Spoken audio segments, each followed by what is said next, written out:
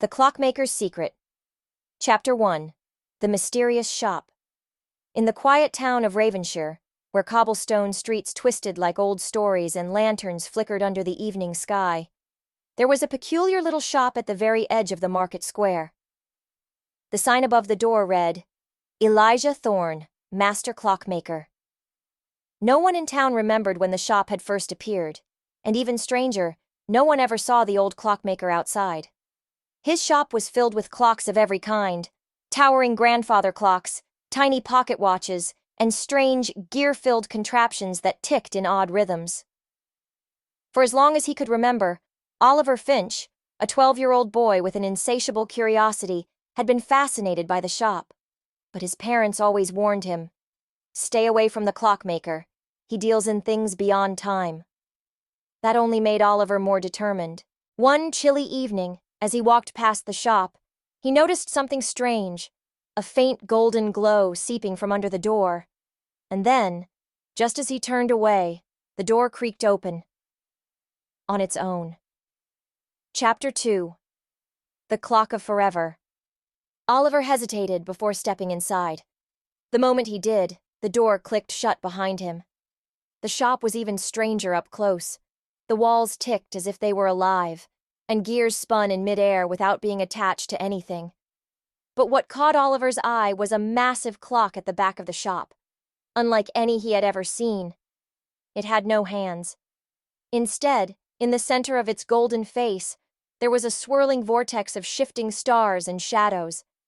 And beside it, in a high-backed chair, sat the clockmaker himself.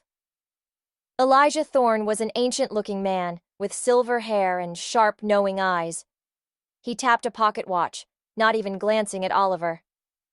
"Ah, you're late." "Late for what?" Oliver asked, confused.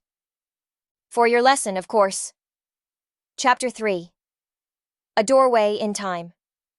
Before Oliver could ask more, Elijah Thorne stood and gestured toward the great clock. "This," he said, "is the clock of forever. It does not tell time. It controls it." Oliver's eyes widened. "You mean, it can change time?" The old man nodded. "Most people believe time moves forward, unchanging. But time is not a road. It is a river, with currents that twist and turn. And this clock is the key." He reached into his coat and handed Oliver a small golden key. "This will allow you to step through time," Elijah said. "But be warned. The past and future are not to be played with." Oliver's heart pounded. He had dreamed of adventures, but this was beyond his wildest imagination. "Where can I go?" he asked. Elijah's eyes twinkled. "Anywhere." Chapter 4. The First Journey. Oliver turned the key in the clock of forever. Instantly the air shimmered, and a glowing doorway appeared. Without thinking, he stepped through, and found himself standing in the middle of his own village. But it was different. The buildings were newer, the streets unfamiliar. And then he saw them, people in old-fashioned clothes, riding in horse-drawn carts, instead of cars. He had stepped into the past. Stunned, Oliver wandered the streets until he saw something shocking. His grandfather, as a young boy, playing with a wooden toy horse. Suddenly, Oliver remembered a story his grandfather once told him. As a child, he had lost his favorite toy at the market, and had never found it again. Oliver's heart pounded. What if he found the toy and gave it back? Would it change the future? Chapter 5. A Ripple in Time. Oliver searched for the lost toy and finally found it behind a barrel. He hesitated, then picked it up and ran to his young grandfather.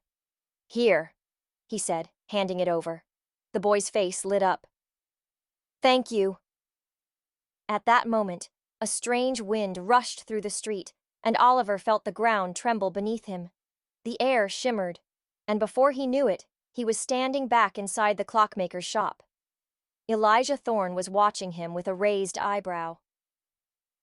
"What did you do?" the old man asked. Oliver hesitated. I helped someone." Elijah sighed. Even the smallest action in time creates ripples. You should check your own present. Oliver ran outside. But the moment he stepped into town, he froze. The village had changed. His house was gone. The streets were different.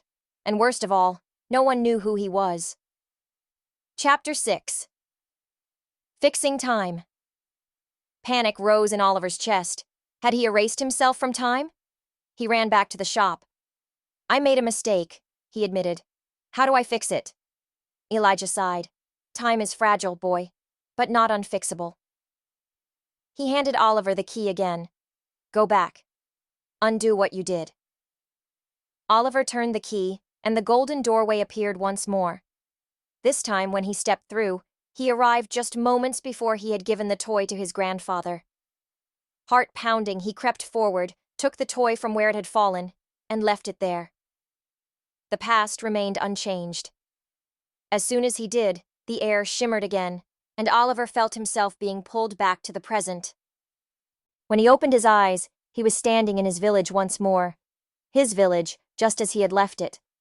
His house was there, his family was there, everything was as it should be. Relieved, he ran back to the clockmaker's shop. Chapter 7. The Final Lesson. Elijah Thorne was waiting, a small smile on his face. You understand now, don't you? He said. Oliver nodded. Time isn't something to be changed just because we can. Elijah patted his shoulder. You learned faster than most, but tell me, would you still like to see more? Oliver hesitated, then grinned. Maybe just a little. The old man chuckled and handed him the golden key once more. And so, Oliver Finch became the apprentice to the greatest clockmaker in history, learning the secrets of time itself. Not to change the past, but to understand it.